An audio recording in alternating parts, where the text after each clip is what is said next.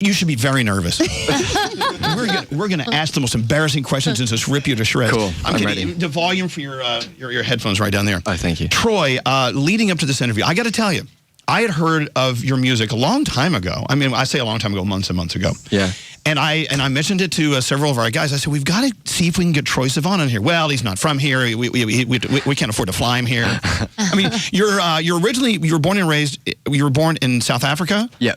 And then when did you move to Australia? I was 2. So I've lived in Australia like my entire life pretty much in Perth. And then I started like traveling pretty much all the time like a year ago. Right.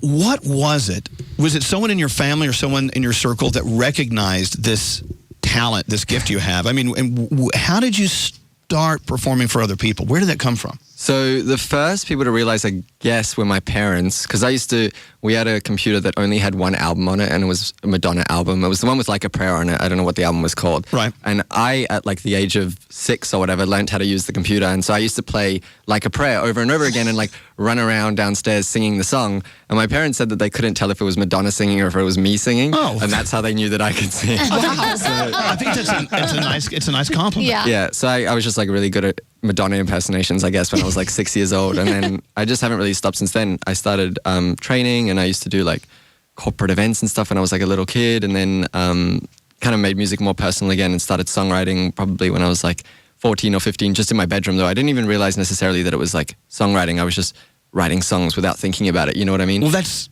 the best, most natural way to do it. You don't know what it is. It's just something you do. Yeah, and then it's a song. It's unbelievable. Yeah, and then one of the songs that I wrote, I uploaded to YouTube, and that's the one that got me signed. Well, look, you know, you were raised in a time where YouTube and the web is there for you to get your music out there and get discovered. And look at what happened. I mean, and you stay in communication on Twitter, stuff like that, with your fans. Yeah, how important is that to you?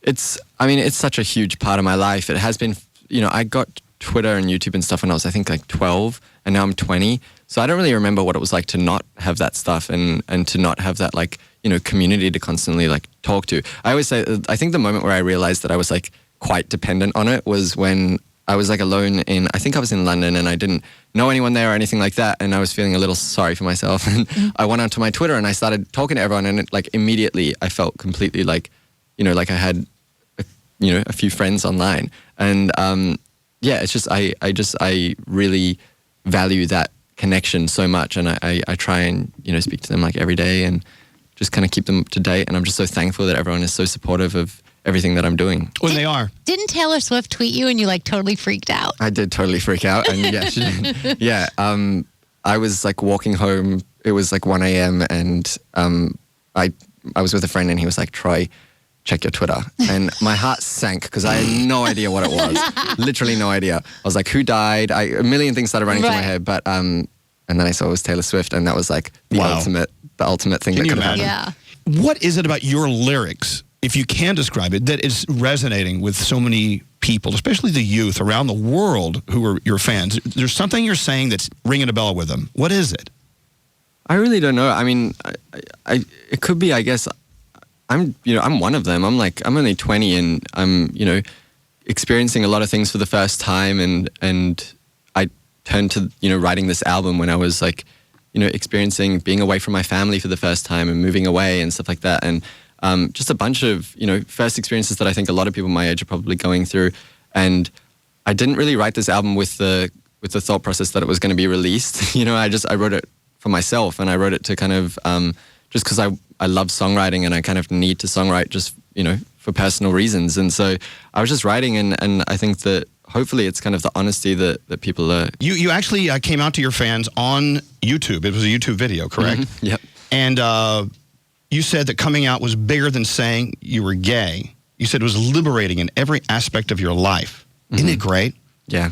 And take from a 51-year-old gay guy who, when did I start talking about being gay on the radio? Maybe 4 or 5 years ago? Yeah. First of all, congrats. That is so awesome. I just want to say, it's like the coolest thing. I'm the oldest, gayest person you'll ever meet. That's the best. It's so good. You know what? I was never in the closet. I just didn't want to make it a part of the show. I didn't want this to turn into the Elvis Duran is gay show. Because there was a time, maybe when you were younger and before, where if you announced to the world in the mass media or whatever you were gay, it became about that and not about what you do every day. Totally. Now we do a show with a bunch of people that love each other. It just so happens one of the guys here is a gay guy. And I like that. When I came out, there was really no big fanfare or anything. And I love that. It was just, I merged into traffic. I almost like started crying during a show the other day because basically I was doing the show. I won't say what city it was in because I don't want to like out the person or whatever. But a girl started like looking at me and she was crying and I was singing just like in her general direction.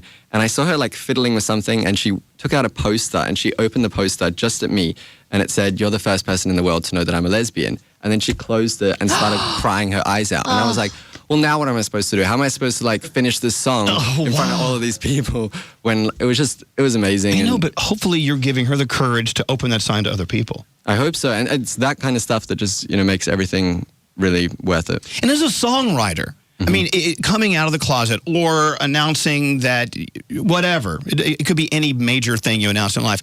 It's a liberating thing that happens in your life that gives you this new height where you can be more honest in your songwriting and your performing and the way you look at life. It gives you, I'm assuming, this incredible courage that you wouldn't have had otherwise. People on Twitter hashtagging Troye on Elvis, Troye on Elvis.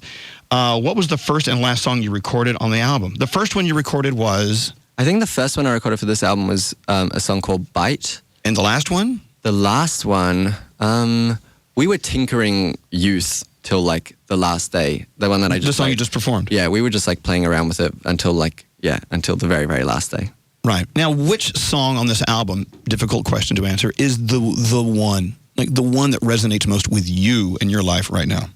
The one that resonates most with me. Answer me now. Don't think about it. Don't think about it. Just say yes. Go. I mean, there's so many, but I would say the one that I'm most excited about right now is Youth because I had no idea that the song was gonna, connect with people in the way that it has. I played it live for the first time before the album was out at a show like 4 weeks ago, and then I was at my first show, and then I played my second show, and the crowd started like singing it back to me, and it was from like Twitter videos and stuff like that, and so that was really exciting.